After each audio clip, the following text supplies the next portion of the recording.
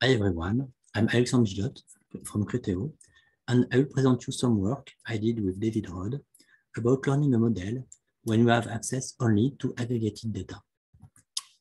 So today in advertising, it's common to learn some models to predict the probability of a click, Y, knowing some feature vectors describing a display, X. And to learn those models, we use some training set composed of records describing each an individual display with the feature vectors on this display and the associated label. We do that with usual machine learning methods such as logistic regression. So there is nothing new here. What is new is that with the privacy sandbox, we might no longer have access to this individual level dataset, and instead, we might get only aggregated data. So aggregated data, what is it?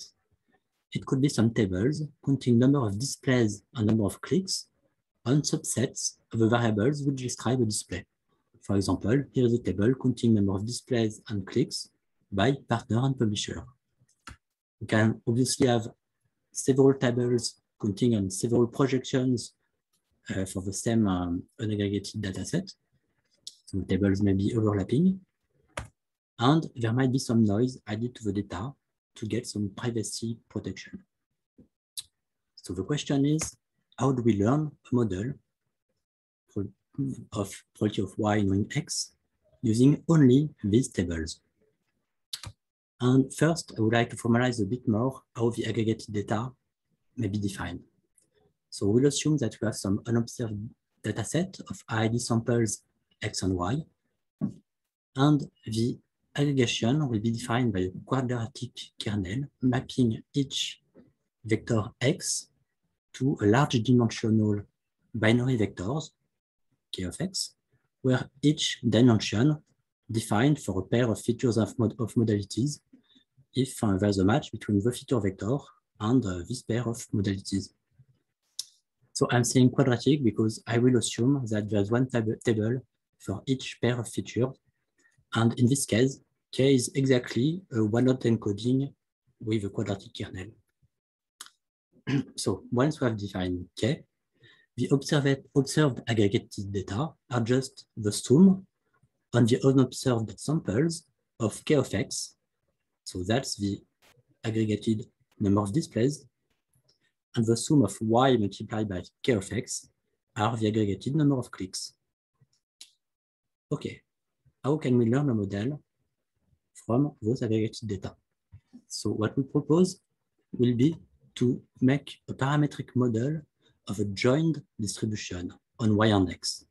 Because when we have such a model, the aggregated data, D and C, so the sum of K of X and the sum of Y multiplied by K of X, becomes some random variables. And the probability of observing the aggregated data we get is something which is fully defined by the model. So we'll define training as finding the parameters of the model, theta, which maximize the probability of the observed event. When we predict with this model, we predict with the conditional law, which is implicitly defined by this model with the usual formula. Okay, the main problem with this is that the training is usually intractable for most families of distribution. So what we propose is to pick a model, a parametric model, which is well suited to aggregated data which are available. What we propose is a model log linear in K of X, defined by this formula here. So there are actually two parameters, mu and theta. And there is the normalization constant, which is intractable. And this kind of model is known as a random Markov field. So when we predict the probability of Y knowing X with this model, the formula is actually quite simple. There's only the parameter theta which appears.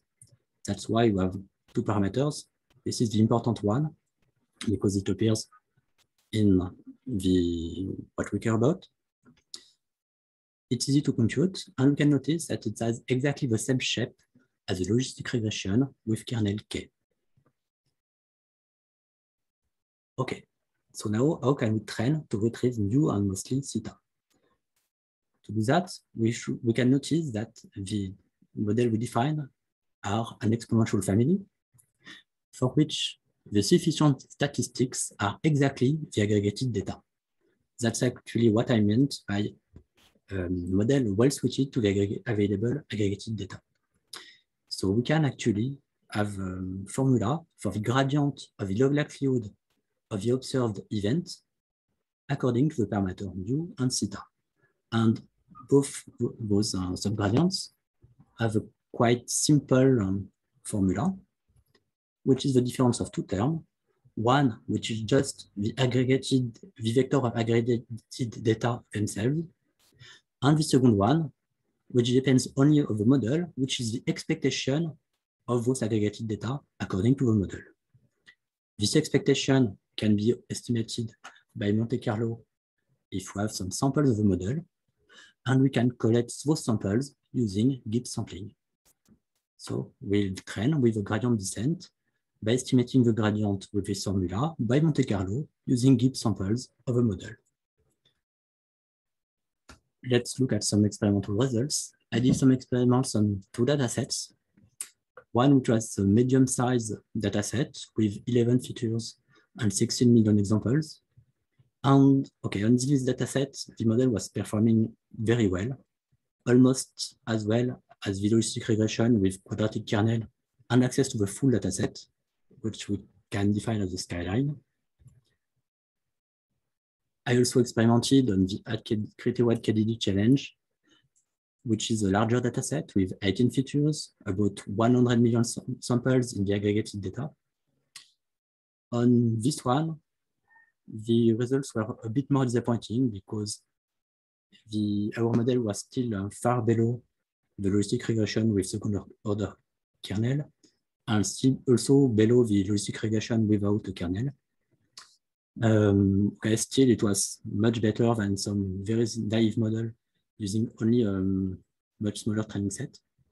So it was not that bad either. Okay, it's far below also the winner of the challenge, which we don't know yet, but should be a bit higher than the logistic regression without a kernel. But let's remember that in the challenge, we had access to more data than only the aggregated one. There was a small training, non-aggregated training set, which we do not use with our method. So we still do not know if there are some methods able to do better than ours with only the aggregated data.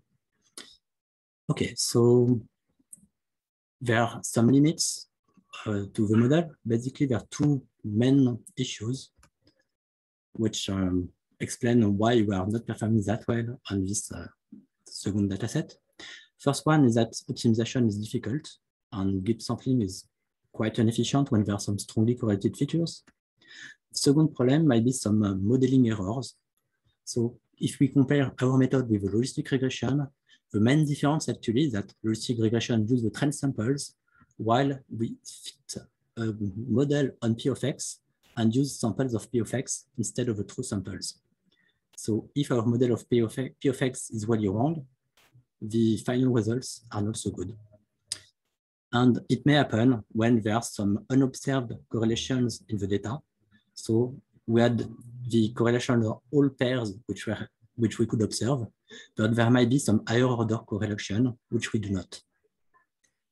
Finally, another limitation is that we still need today the unaggregated data to be able to choose the parameters and to monitor the quality of the model. And finding some methods to avoid doing that is a topic of interest. We have no solution for that today. Okay, also in the paper, you can find more details on several tricks which will help to train the model and to improve the performances. And finally, thank you for your attention.